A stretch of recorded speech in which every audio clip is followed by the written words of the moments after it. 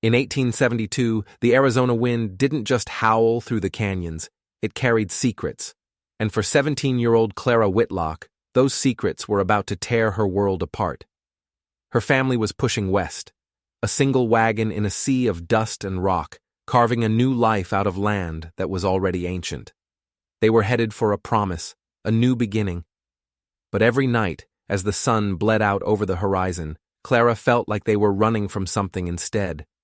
Her father, a man hardened by war and farming, would stare into the fire, his hand never far from the rifle at his side.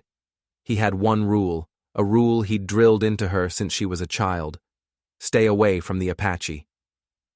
"They're not like us, Clara," he'd mutter, his voice low and gravelly. "They don't think like us. They don't feel like us. They're ghosts in this land." But Clara never liked walls, especially the ones you couldn't see. That night, the air was different. The usual camp sounds, her mother's soft prayers, the tired groans of the oxen, were swallowed by a deep, humming silence, a tension that felt less like danger and more like a breath being held. Clara sat at the edge of the firelight, pretending to fix a tear in her shawl, but her eyes were scanning the deep, impenetrable shadows of the tree line. And that's when she saw him. A lone rider, a silhouette against the dying light, mounted on a dark horse, so still he could have been carved from the rock itself. An Apache. The feathers in his braided hair were the only thing that moved, rustling in a wind she couldn't feel. He wasn't aiming a weapon. He wasn't making a sound. He was just watching. Clara's heart hammered against her ribs. She should have screamed. She should have called for her father. Instead, she watched back. For a single, stretched-out second, their gazes locked across the divide. Then she blinked, and just like that, he was gone. Vanished into the shadows, as if he'd never been there at all. But Clara knew he had been. She could still feel his eyes on her, a ghost of a touch that sent a shiver down her spine. Sleep wouldn't come that night. The canvas roof of the wagon felt like a cage, her father's snores a grating rhythm counting down to something she couldn't name. Just after midnight, the horses grew restless, their nervous snorts cutting through the quiet. That was all the excuse she needed. Barefoot and bold, Clara slipped out of the wagon, the cold ground a shock to her system. She didn't know why she was doing it. This was foolish. This was dangerous. This was everything her father had warned her against. But the pull was stronger than reason, a string tied to her soul, tugging her toward the woods. She moved like a phantom, past the smoldering campfire, and into the darkness. She found him by the stream, kneeling to drink, the moonlight turning the water on his skin to liquid silver. He looked up as she approached, his movements fluid and unhurried. He wasn't surprised to see her. It was like he'd been waiting. Their eyes met again, and this time there was no distance. Just the quiet gurgle of the stream and the frantic beat of her own heart. He was younger than she'd expected, his features sharp and defined, a stark beauty that was both intimidating and magnetic. She should have run. She should have screamed. Every instinct of survival, every lesson her father had taught her, screamed at her to turn back. But she didn't. She couldn't. In that silent moment, something passed between them. Something older than words, deeper than fear. A connection that felt as ancient as the rocks around them. A bond that neither of them had asked for, but both of them knew, in that instant, they could not ignore. By morning, the camp was stirring, and the stranger was gone, leaving nothing behind but the imprint of his gaze in her mind. Clara moved through her chores in a daze, her body fetching water and stoking the fire, but her mind was still at the stream, locked in that silent conversation. She kept glancing at the trees, a foolish hope fluttering in her chest. Her father noticed. Of course, he noticed. He was a man who saw everything, even when he pretended not to. "Stay close today, Clara," he said, his voice tight as he saddled the horses. There's talk of tribes moving through these canyons. We don't want trouble." The word tribes sent a jolt through her. Was he one of them? Was he still out there, watching? The day dragged on, the creak of the wagon wheels a monotonous complaint against the endless dust. The sun beat down, turning the air into a shimmering haze. The whole world felt watchful. Around noon, a hawk shrieked, its cry echoing off the canyon walls. It dove low, passing directly over Clara's head, before soaring up and disappearing behind a high ridge. Her father froze. His hand went to his rifle, his face pale beneath the grime. "That's no ordinary hawk," he whispered, his eyes scanning the rocks with a new, frantic energy. "That's a sign." "A sign of what?" Clara asked, her own fear rising. He just shook his head, his lips pressed into a thin, grim line. "A warning." That night, the tension in the camp was thick enough to choke on. The wind picked up, carrying the scent of smoke. Her mother insisted it was a distant storm, but Clara knew better. It was the same chill she'd felt when she first saw the rider. It was the smell of something coming to a head. As soon as the camp was silent, she was gone again. Drawn back to the woods, to the stream, to the man who haunted her waking thoughts. This time, he was waiting for her in the open, not hiding, not lurking, just standing there as if he owned the very ground she walked on. "You should not be here," he said. His English was perfect, his voice a low rumble that vibrated right through her. Clara's breath hitched.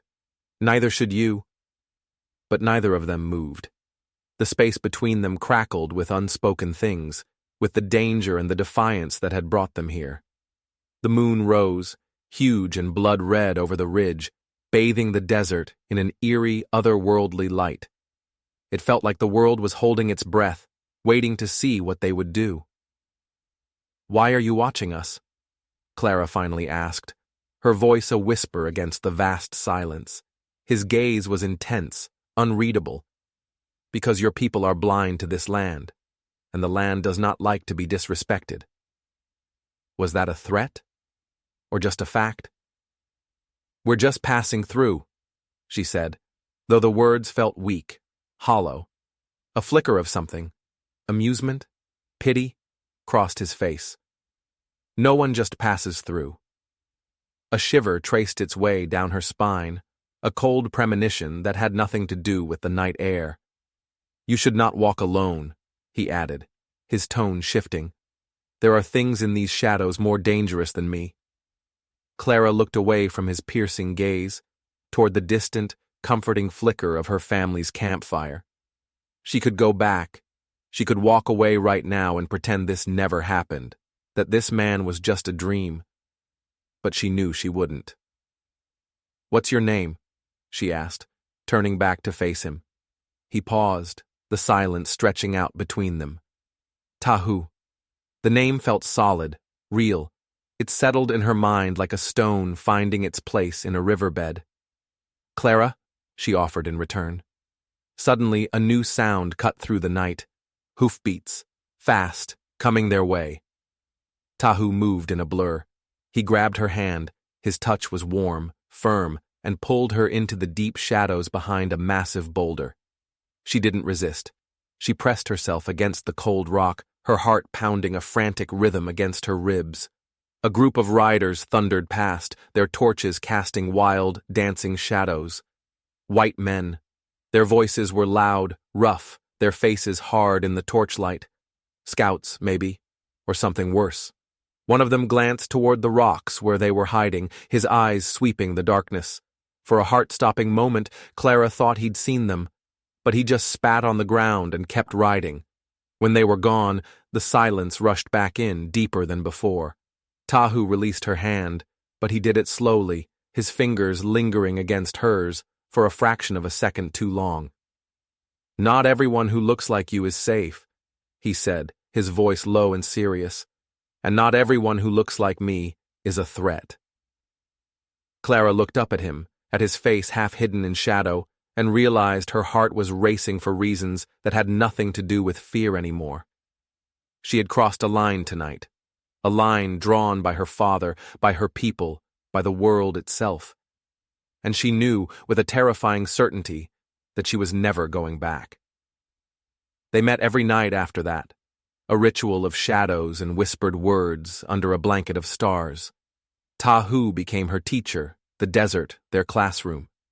He taught her the names of the mountains that clawed at the sky, the secrets of the plants that could heal or harm, the language of the wind as it sang through the canyons. He spoke of the spirits that dwelled in the ancient rocks and the sacred rivers that were the lifeblood of the land. He taught her that silence could be more honest than any spoken word. In return, Clara told him of her world, of her mother's hymns that promised a heaven she couldn't imagine, of her father's stories of a brutal war that had left him scarred inside and out. She told him how the West was supposed to be a land of new beginnings, but all she'd found was the same old fear and uncertainty, just covered in a thicker layer of dust. Tahu listened, his dark eyes never leaving her face, absorbing her words as if they were water in a drought. One night, as they sat by the stream where they first met, he told her a secret that cracked her world wide open. "I was born of two worlds," he said, his gaze fixed on the rippling water. "My mother was Apache. My father, he was a white man." Clara stared at him, stunned into silence. All her father's warnings, all the harsh lines drawn between us and them, suddenly seemed absurd, meaningless. Tahu was the living, breathing embodiment of a bridge between those two worlds. Then, "Where do you belong?"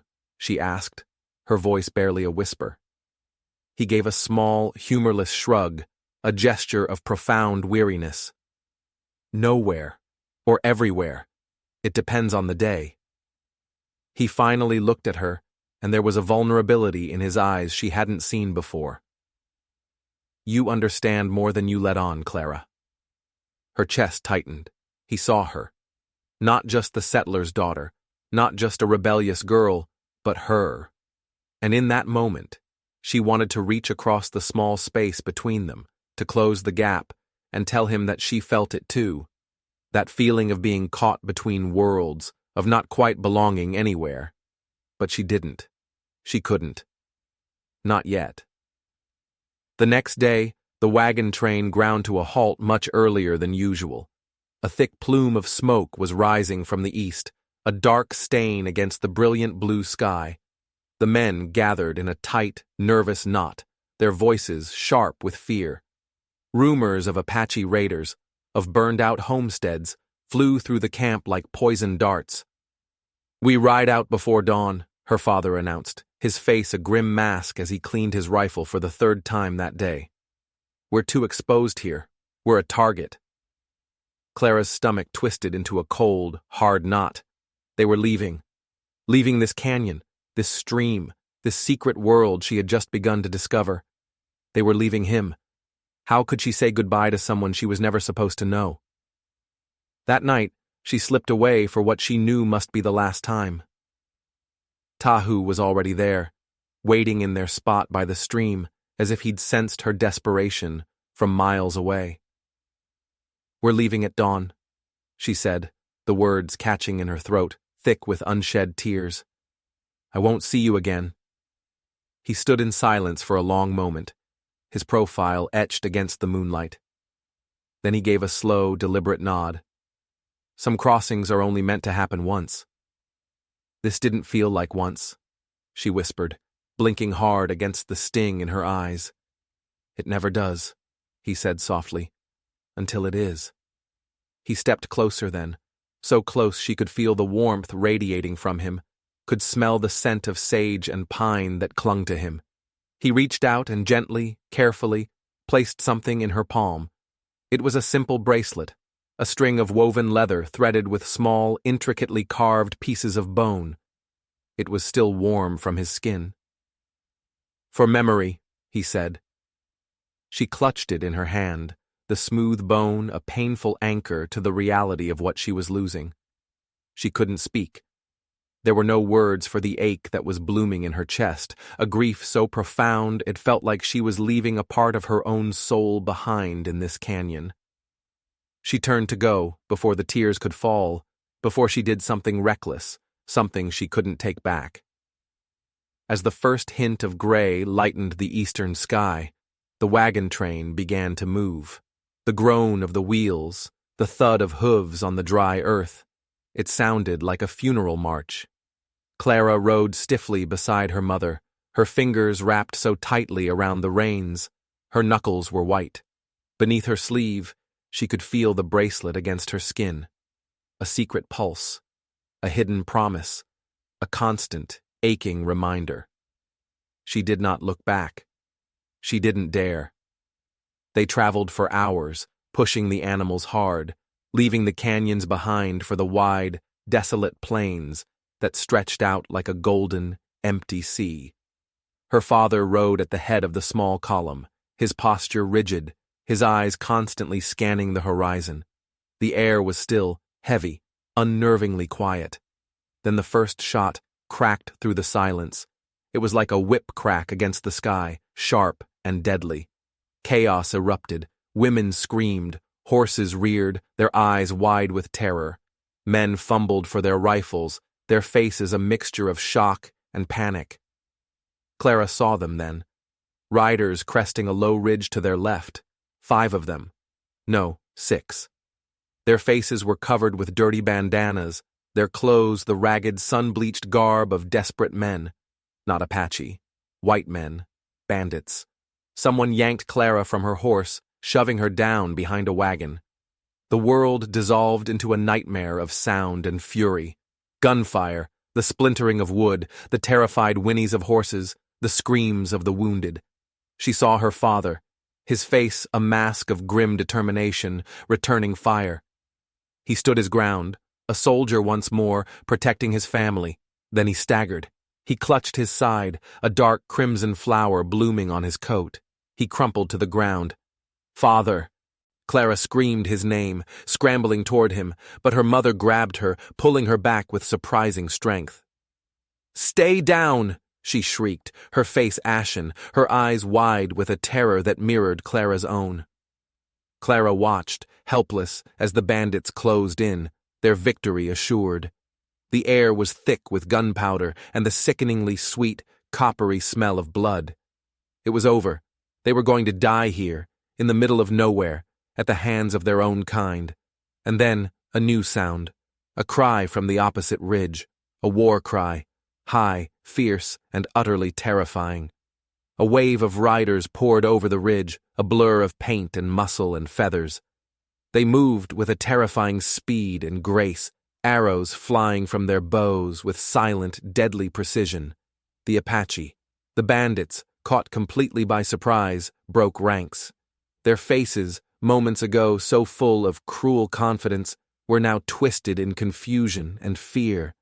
They were trapped between the settlers and this new, terrifying threat. And at the front of the charge, riding like a vengeful spirit, was Tahu. His face was streaked with paint, his expression ferocious, his movements a symphony of controlled violence. He took down 2 of the bandits with his bow before his horse had even reached the wagons. The battle, if it could be called that, was over in minutes. The remaining bandits scattered, fleeing into the plains, leaving their dead and dying behind. Silence fell once more, broken only by the whimpers of the wounded and the ragged sound of Clara's own breathing. Tahu dismounted, his chest heaving, his eyes sweeping over the carnage.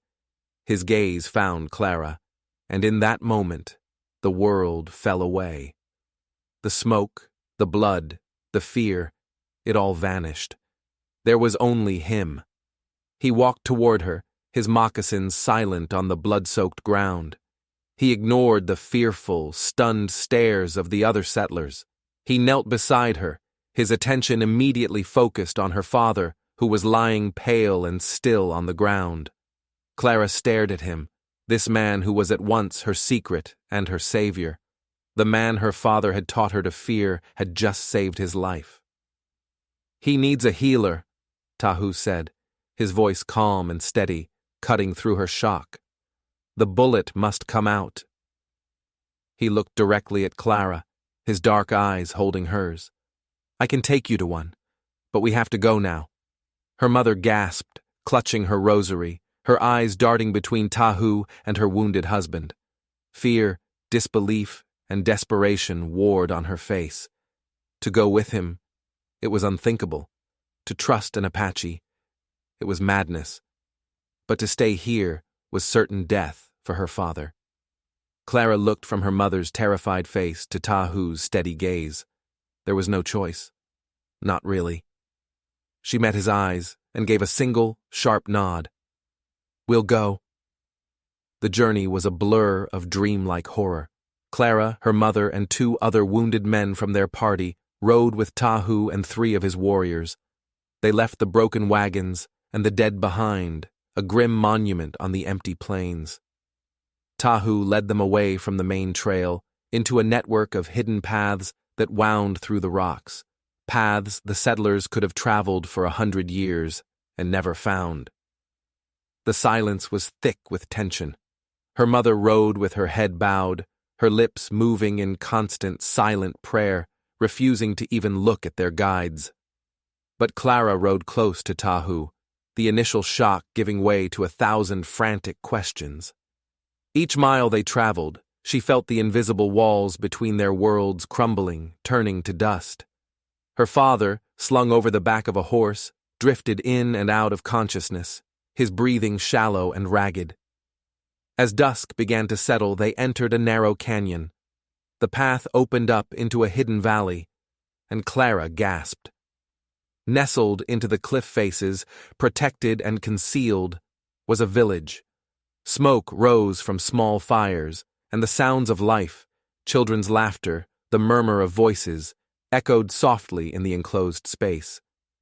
This was Tahu's home. They were greeted not with hostility, but with a quiet, solemn curiosity. Women with stoic, knowing faces emerged from dwellings carved into the rock.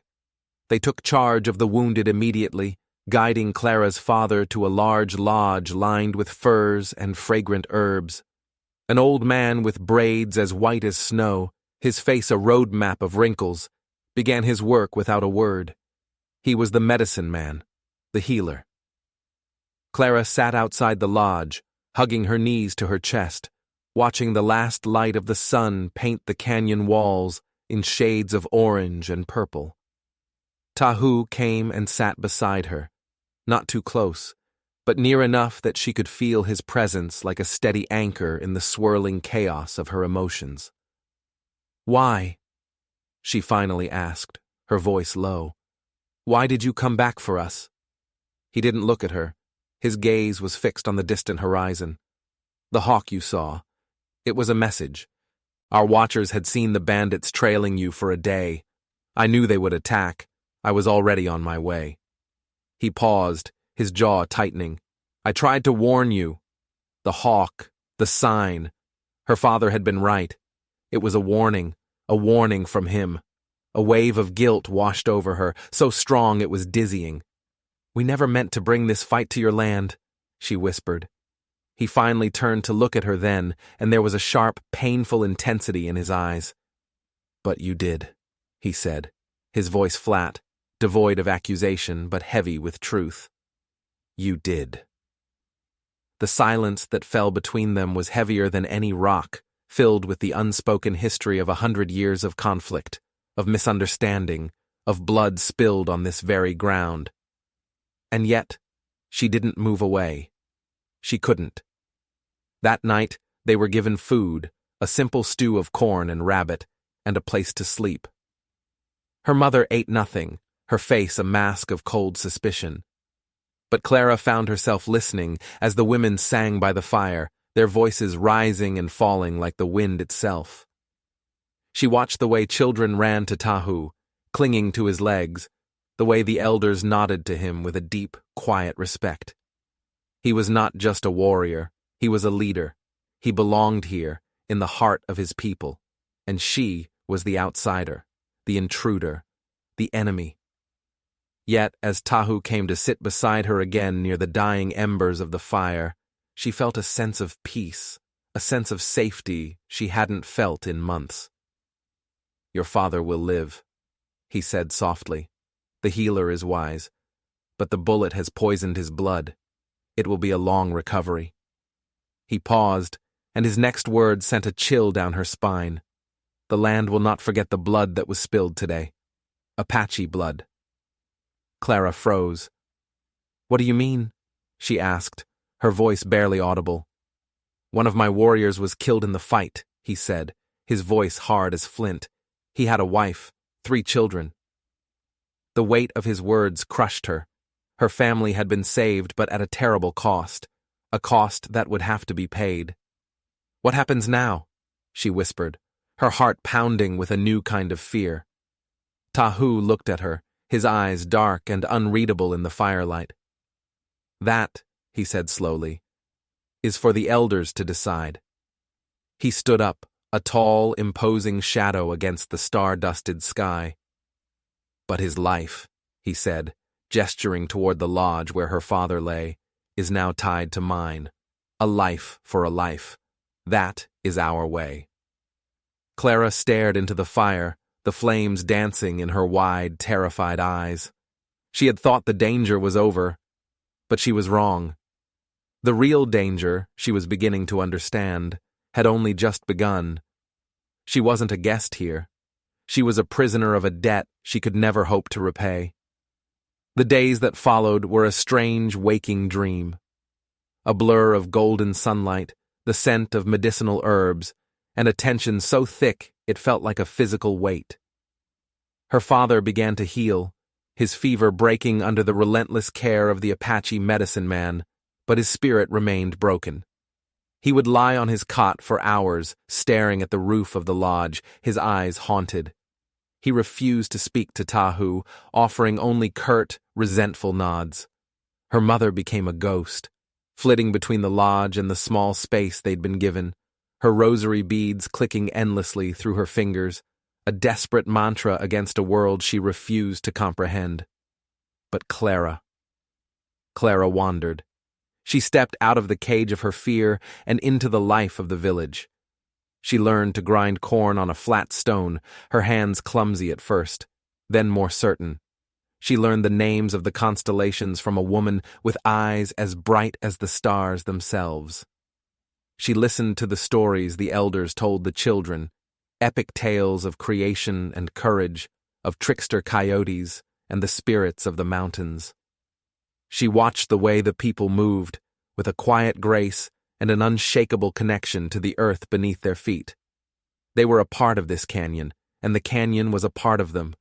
And always, she was aware of Tahu. He didn't hover. He didn't press her for conversation. But he was always there.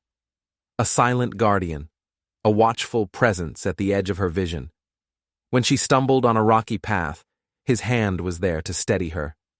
When she sat alone, struggling with the enormity of their situation, he would appear and sit with her, sharing a comfortable silence that was more soothing than any words. One evening, as the sky bled crimson and purple over the canyon rim, a different kind of silence fell over the village. The elders were meeting.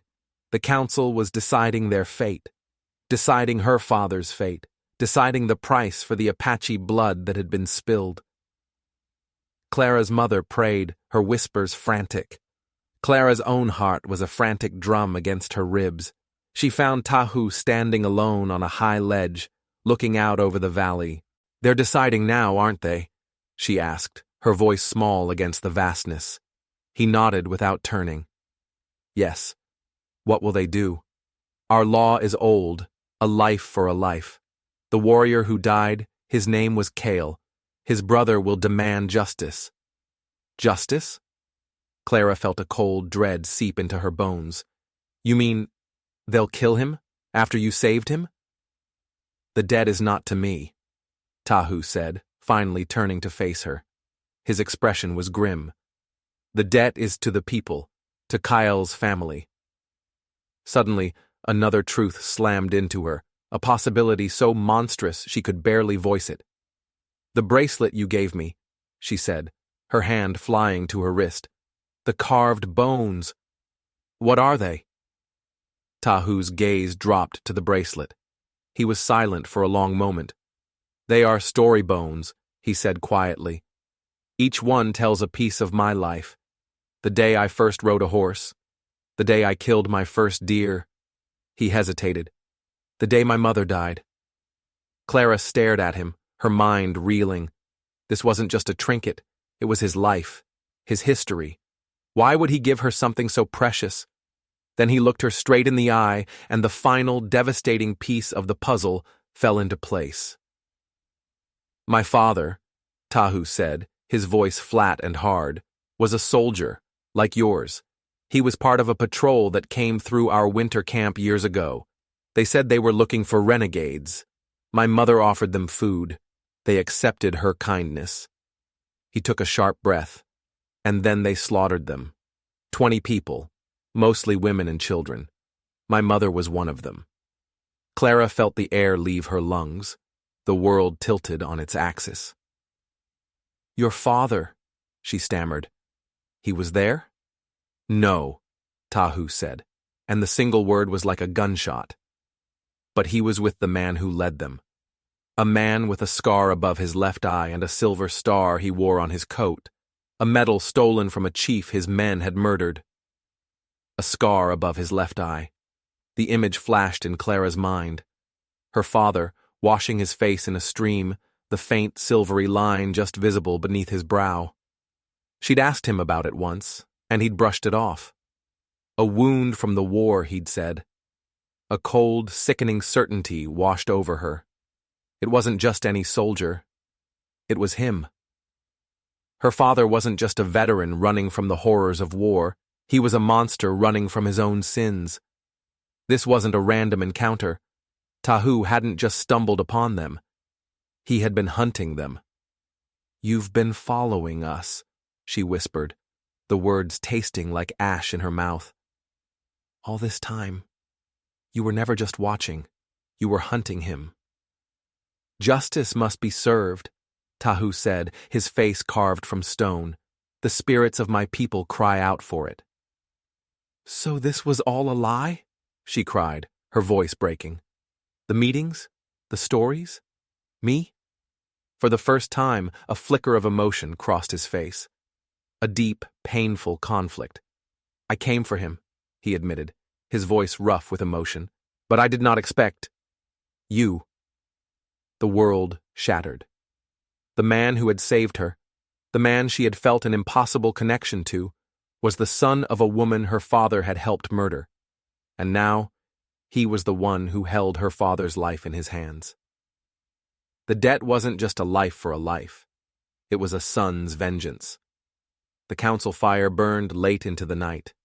Clara sat huddled in the dark, a cold, empty shell. Her mother had cried herself to sleep. Her father lay in the lodge, oblivious, his life hanging by a thread woven from his own dark past. Finally, Tahu emerged from the circle of elders and walked toward her. His face was unreadable. What did they decide? She asked, her voice hollow. Kale's brother demanded his life. Others agreed. The law is the law. Clara's heart stopped. So, they're going to... I spoke for him, Tahu cut in, his voice low. I told them of the bandits. I told them that this man, this soldier, bled to protect his family, that he fought beside us, in his own way. He looked away, toward the dark silhouette of the mountains. And I told them that killing him now, a wounded and broken man, is not justice. It is mere killing. True justice is forcing him to live with what he has done. He took a deep breath. The council has agreed. Your father will be allowed to heal. When he is strong enough to travel, you will all leave this place and never return. Relief washed over her, so potent it made her weak. But it was followed by a sharp, piercing grief. Leaving, never returning, losing him all over again, but this time, it was infinitely more painful. And what about the debt? She whispered. The life for a life?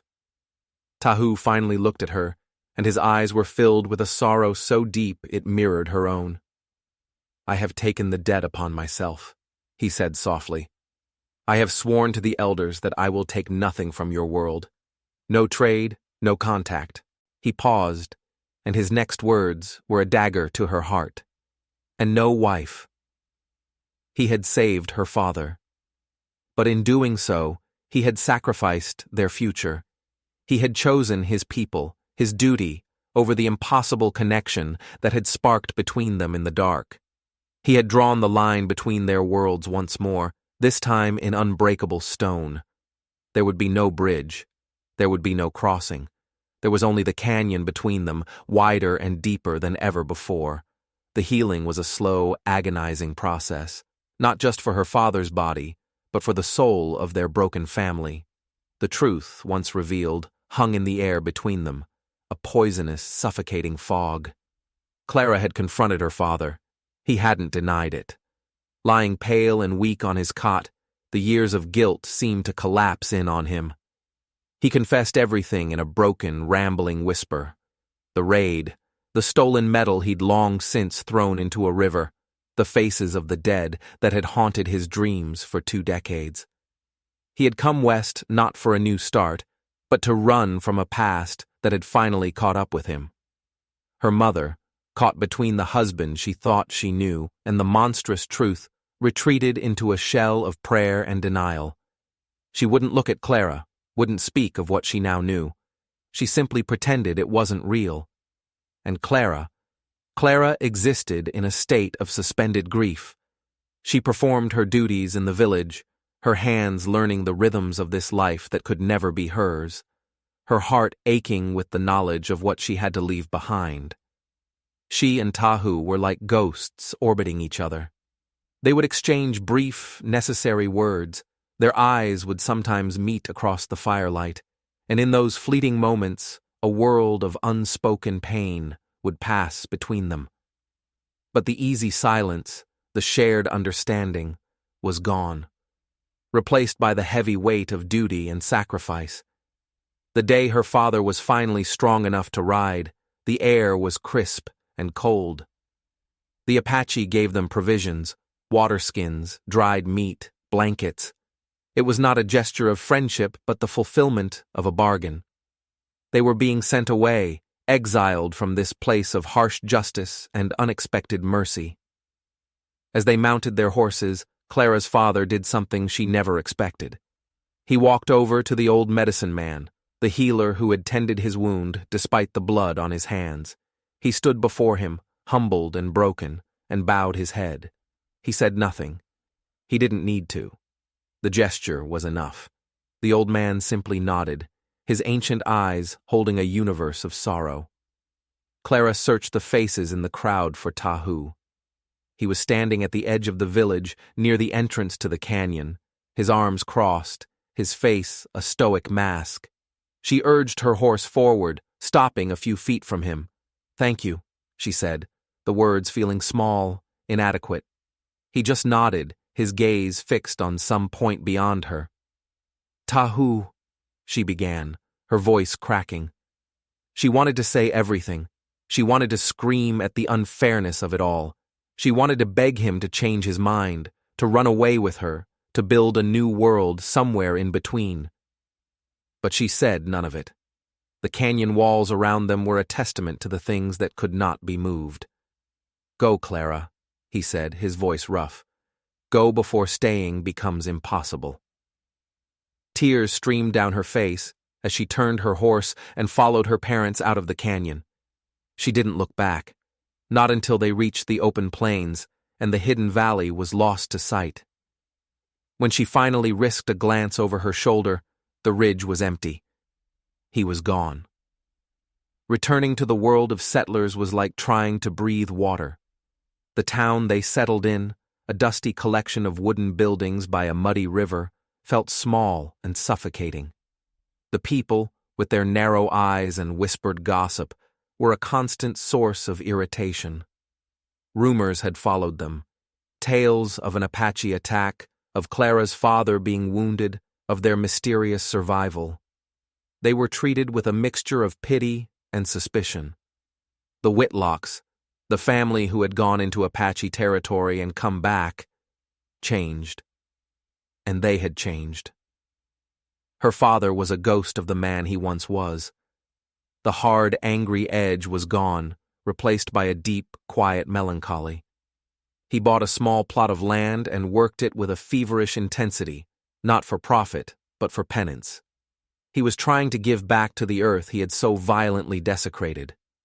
Her mother threw herself into church, her piety becoming a shield against a world she no longer understood. Clara was adrift. She went through the motions of a settler's daughter, but her heart was miles away, in a hidden canyon filled with the scent of pine and the sound of a language she was just beginning to understand. At night she would walk to the river's edge. The bracelet Tahu had given her a cool weight on her wrist. She would trace the story bones, remembering his words, his face, the impossible, tragic chasm between them. Letters came from relatives back east, filled with talk of eligible bachelors and a more civilized life. Clara read them with a polite smile, and then used them as kindling for the fire. Her life was no longer a story that could be written on paper. It was etched into the canyons, into the stars, into the memory of a love that was too dangerous to exist. One evening, her father sat beside her on the porch as she watched the sun set. They sat in silence for a long time. "He saved my life," her father said finally, his voice raspy. "Whatever else I am, whatever else I did, I owe him that." Clara looked at him, surprised by the admission. "So do I," she said quietly. He nodded, his gaze still on the horizon. "You'll never be the same girl who left here, Clara." She looked up at the first stars beginning to prick the darkening sky, remembering how they looked from the high ridges of the canyon. "I hope not," she whispered. 2 years passed. 2 years of dust and silence and longing. The ache in Clara's chest never faded. It simply became a part of her, a dull, constant companion. The world moved on. The railroad pushed closer, bringing more settlers, more noise, more of the grasping, hungry world she had come to despise. The talk in town grew uglier. More stories of Apache raids, more calls for the army to come and clean out the savages. Clara held her tongue, the hypocrisy a bitter taste in her mouth. She simply waited. She didn't know what for. A sign, a message, a hawk's cry on the wind. Then one day, the waiting ended. A new man rode into town. He wasn't a farmer or a prospector. He was a government agent, a man with cold, calculating eyes and a reputation that preceded him. His name was Croft, and he was an Indian hunter. He said he was investigating reports of a renegade Apache band led by a dangerous half-breed. A band, the rumors claimed, that was harboring a white woman. Croft set up his office in the town saloon and began asking questions. His questions were sharp, precise, and unsettlingly accurate. He asked about the attack on their wagon train 2 years ago. He asked about the family that had been taken by the Apache and then mysteriously returned. He asked about a girl with blonde hair and a haunted look in her eyes. He started paying visits to the Whitlock farm. He would sit with Clara's father on the porch, his questions like probing needles, trying to find a weakness, a crack in the story. Clara would watch from the window, her blood running cold. This man, with his polite smile and dead eyes, was more dangerous than any bandit. He wasn't just hunting Apache. He was hunting Tahu, and he suspected they were the key. One afternoon, Croft came with a proposition, or rather, a threat. "Your daughter seems fond of the wilderness," he said to her father, his eyes glinting. "It would be a shame if the army, in its efforts to pacify the territory, were to mistake her for an Apache sympathizer. Cooperation goes a long way, Mr. Whitlock." That night, Clara knew what she had to do. The world she had been waiting for a sign from was about to be destroyed, and she was the only one who could warn them. She packed a small satchel with food and a water skin. As she slipped out into the pre-dawn darkness, her father was waiting for her by the stable. He had her horse saddled and ready. He didn't ask where she was going. He didn't try to stop her. He just looked at her, his eyes full of the painful understanding that had grown between them. He placed his hand on her shoulder. "Go," he said, his voice thick with emotion. "Go fix what I broke." It was his absolution, his final act of penance. Clara mounted the horse, leaned down, and kissed his cheek. Then she rode. She rode west, not toward a memory, but toward a purpose. She was no longer running from the past or grieving a lost future. She was riding to save the man she loved and the people who had shown her a justice and mercy her own world knew nothing about. The race against Croft, against the coming tide of violence, had begun. She rode like a woman possessed, the wind whipping at her hair, her father's words echoing in her heart. "Fix what I broke." It was a desperate, frantic prayer. She followed no map, but the one seared into her memory. A certain curve in a river, a uniquely shaped butte, a pass between two sun-scorched hills. The land wasn't an obstacle, it was an ally, whispering directions she hadn't realized she knew. She pushed herself and her horse to the brink, sleeping for only a few hours at a time, eating in the saddle. She knew Croft would not be far behind. He was a hunter, and he had the scent. She was the bait, leading him straight to his prey. On the third night, exhausted and running on pure adrenaline, she made it to the stream. Their stream, the place where it had all begun. She let her horse drink, her eyes scanning the familiar rocks, half expecting, half fearing that she would see him. A twig snapped in the darkness behind her. She spun around, her heart leaping into her throat. A figure stepped out from the shadows. It was him. Tahu stood there, looking just as she remembered, yet older, harder. The 2 years had carved new lines of responsibility onto his face. He held a bow in his hand, an arrow nocked and ready. "You always did have a habit of walking into danger, Clara," he said, his voice low and strained. Relief and fear, and a love so fierce it hurt, washed over her. "Only when I know what's on the other side," she replied, her voice trembling. The space between them crackled with 2 years of silence and 1,000 unspoken words. "Why have you come back?" he asked, his eyes searching her face, looking for the truth. "You know the price of my oath." "Croft," she gasped, the word tumbling out of her. "A government man. He's hunting you. He knows about me. He thinks I'll lead him to you. And I have." The terrible realization of it hit her. "Oh God, Tahu, he's following me. I've led him right to your door." The hardness in his eyes was replaced by a grim understanding. He lowered his bow. "Then we do not have much time." He moved quickly, leading her and her horse up the hidden trail into the canyon. The village was just as she remembered, a sanctuary carved from living rock. But her arrival sent a ripple of alarm through the people. They remembered the price of her family's last visit. They saw her not as a friend, but as an omen. The elders gathered, their faces grim.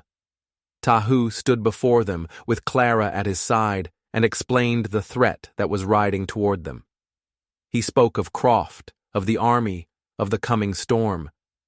Some of the elders argued they should flee, abandon the village, and disappear into the mountains. "No," Tahu said, his voice ringing with authority. "We have run for too long. This is our home. The spirits of our ancestors are in these rocks. We will not surrender it." An old woman, Kale's mother, stepped forward, her eyes dark and full of old pain fixed on Clara. "This woman brought death to our village once before," she said, her voice sharp. "She will do it again." "She has come to warn us," Tahu countered. "She has risked her own life to give us a chance to fight." He looked at Clara, then back at the council. She is not the girl she was. She has learned our ways. Her heart is with this land now. He was defending her. He was choosing her, in front of his people. Clara stepped forward, her fear giving way to a strength she didn't know she possessed. "I cannot change who my father was," she said, her voice clear and steady. "I cannot undo the blood that was spilled, but he sent me here to try and fix what he broke, to protect this place. Let me help you. I know how they think. I know how they fight." The council was silent. They looked from Clara's determined face to Tahu's steady gaze. Finally, the old medicine man, Tahu's grandfather, nodded slowly. "The girl speaks with a true heart. She is a bridge between two worlds. Perhaps it is time we learn to cross it." The decision was made. They would stay. They would fight. The next 24 hours were a frantic race against time. Under Tahu's command, the village transformed into a fortress. The warriors prepared their weapons. The women secured the food supplies and prepared the escape routes for the children and the elderly. Clara, using her knowledge of the settlers' tactics, worked with Tahu to plan their defense. They would not meet Croft in the open. They would use the canyon itself as their weapon. They set traps, rockfalls, dead ends, hidden pits. Clara felt a strange sense of belonging, of purpose. She was no longer a helpless girl caught between worlds. She was a warrior, fighting for her home. As dusk fell on the second day, the watchers sent the signal. Croft and his men, a dozen of them, were entering the mouth of the canyon. The battle for the canyon had begun. Croft was arrogant. He rode into the canyon as if he owned it. His men fanned out behind him. The silence unnerved them. They expected a full frontal assault. Instead, they got nothing. The canyon seemed to swallow them whole. The first trap was sprung a quarter-mile in. A massive rock slide, triggered by a single warrior cutting a rope, thundered down the cliff face, blocking the entrance and cutting off their retreat. Panic flared in the men's eyes. They were trapped. Croft, to his credit, remained calm. He ordered his men forward, deeper into the maze. But the Apache were ghosts. Arrows flew from impossible angles, picking off his men one by one. The canyon echoed with the screams of the wounded and the triumphant war cries of the warriors. The final stand took place in the open area just before the village. Croft, with only 4 men left, faced Tahu and his warriors. "Give me the white woman and the half-breed leader," Croft yelled, his voice raw, "and the rest of you will be spared." Tahu stepped forward, his bow held loosely in his hand. "This is our land, Croft. You are the intruder here. Leave now, and you will live." Croft laughed, a harsh, ugly sound. He raised his rifle, aiming it directly at Tahu, but before he could fire, a movement from the rocks above caught his eye. It was Clara. She stood on a high ledge, a burning torch in her hand. Below her, a massive pile of dry brush and timber had been piled against the narrow canyon wall, the only way forward for Croft. "It's over, Croft!" she screamed. He hesitated, his rifle wavering between Tahu and Clara. That moment of hesitation was all Tahu needed. An arrow flew, silent and true, striking the rifle from Croft's hand. At the same moment, Clara threw the torch. The brush pile erupted in a wall of flame, a raging inferno that blocked the path completely. Croft and his remaining men were cut off, surrounded, their escape route a curtain of fire. Defeated, they threw down their weapons. Justice, at last, had come to the canyon. In the aftermath, as the smoke cleared and the quiet returned, a new dawn broke over the village. Croft and his men were stripped of their horses and weapons and sent walking back to the world they came from, humbled and shamed. The village celebrated. They had defended their home. They had won. Amid the celebration, Tahu found Clara standing on the ledge where she had faced down Croft. They stood in silence for a long moment, watching the sunrise paint the cliffs in shades of rose and gold. "The oath I made to the elders," Tahu said softly. "It is fulfilled. The debt is paid." He turned to her. and the love he had held back for 2 long years was shining in his eyes.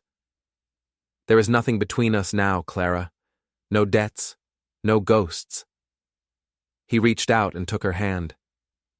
"My world is your world now, if you will have it." Tears of joy, of relief, of profound, overwhelming love streamed down Clara's face. "I already chose my world," she whispered, 2 years ago, by a stream, under a blood-red moon." He pulled her into his arms, and as they stood together on the high cliff, two souls from different worlds finally united, the canyon wrapped around them, a silent, watchful guardian. They had faced the fire, and instead of being burned, they had been forged into something new, something stronger. In the town, they whispered that Clara Whitlock had finally vanished, taken by the wild land she loved too much. Some said she was dead, some said she was a captive. None of them ever knew the truth, that she wasn't a captive, but a queen, that she hadn't died, but had truly begun to live, that she had found her home not in a world of fences and fear, but in the heart of a canyon, in the arms of a man who was born of 2 worlds, and with him had built a third.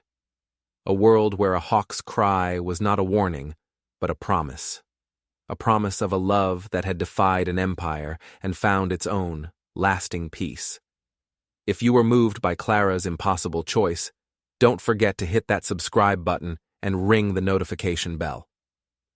There are countless stories of courage and conviction waiting to be told, and you won't want to miss a single one. Let us know in the comments. Do you believe a love like Clara and Tahu's could truly conquer all?